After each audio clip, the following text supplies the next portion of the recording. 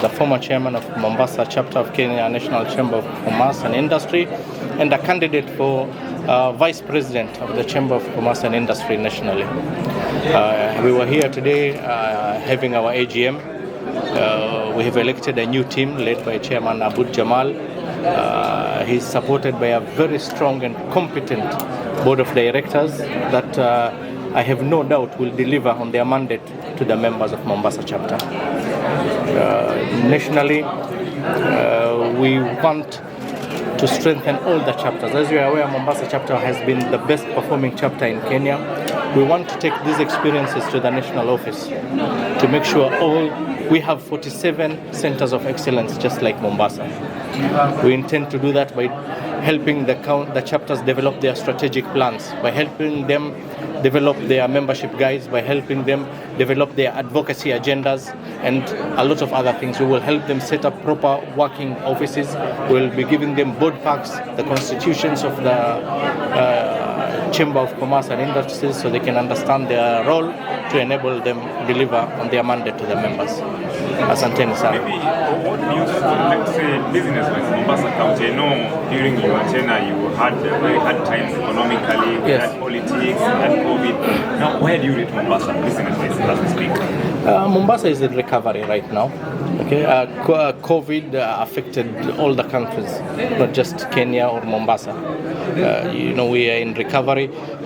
We see good trends, especially in local tourism within the hospitality sector, manufacturing.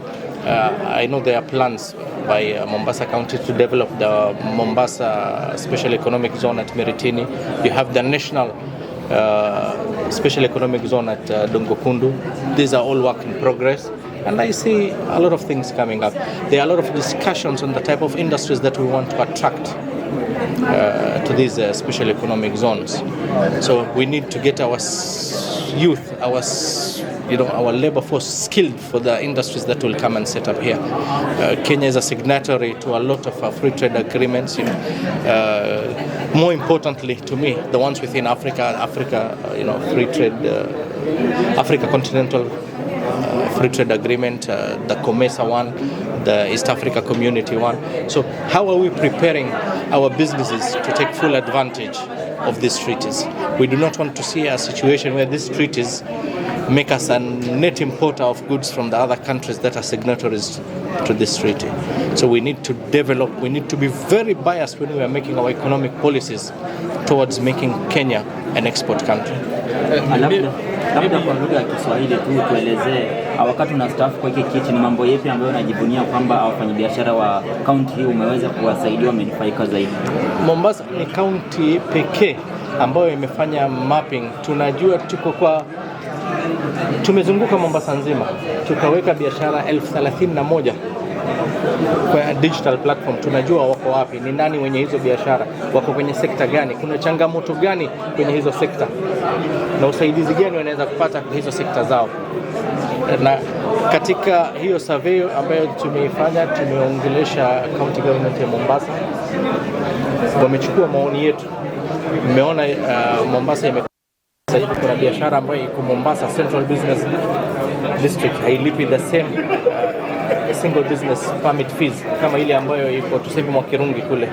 Hiyo ni moja katika changamoto zilizokuwa hapo, na nashukuru sana governor kwa kubali maoni yetu na kuiweka kwenye finance bill. Ya pili ambayo tumemwona katika changamoto hizo, 90% ya hizo biashara hawana single business permit. Kwa hivyo hawezi kupata mikopo benki, wanaenda kuchukua mikopo kwa hawa Shylocks ambayo inawagharimu sana. Tunaongea na serikali ya Mombasa kuwaruhusu kulipa single business permits kila mwezi. Badala ya kulipa mwanzo wa mwaka, hizo pesa hawana kwa mara moja, waruhusiwe kulipa in installments. Wataweza kupata mikopo rahisi kutoka kwa benki, wataweza kupata fursa za training na mambo mingi sana ambayo zinaletwa na Chamber of Commerce ya Mombasa. So again, the only county in Kenya that has done that exercise. We have published that report to make recommendations and the next steps. Watu wengi tunaongea na Twiga Food sasa hivi watafungua kampuni yao hapa, na wamesema watachukua kati ya wafanyabiashara hao wadogo 300 na 400. wawe na partnership au wape kazi kwa mishahara ya kati ya 30,000 na 40,000 kwa mwezi. So imeanza kuzaa matunda hiyo survey ambayo tumefanya. Maybe your take on the discussion by the trade CAs whereby he wants all businesses to register in the chamber of all. Yes. Well, that was a proposal from the cabinet secretary. At this point, it is just a proposal. Okay. But I've seen a lot of talk out there that you will be charging people 50,000. I mean, this is not the case. If you look at our membership guide, we have membership of between 500 shillings up to 2 million shillings. So putting a figure on that figure did not come from the Chamber of Commerce. We do have memberships of 50,000. We have memberships of even 1 million for our patron members, but we also have memberships of 300, 500 shillings for our very small businesses. So it is a proposal, it will be discussed. There's a lot of changes that will come into it, and we will see whether it will get cabinet or parliamentary approval. Concerning the finance bill, we see that employers have complained about it, and even the candidate you support for the national seat has come out clearly opposing it. Your take on that? Look, we as the Chamber of Commerce represent the interests of the business community who form our membership. Okay, who form our memberships. We are talking to government. We are constantly talking to government. That is a proposal that is on the table. We are talking to government, businesses. Look, we need to be realistic about the projections of revenue for government. The government has to run, but at the same time, there are different ways where they can raise this money. So they are open to discussions. They have not closed the door on that, so we are discussing with the government, and I'm glad that they have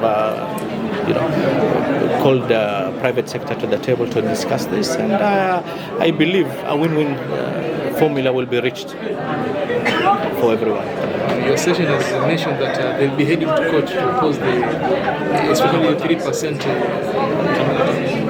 Look, everyone has a right to get to have their day in court.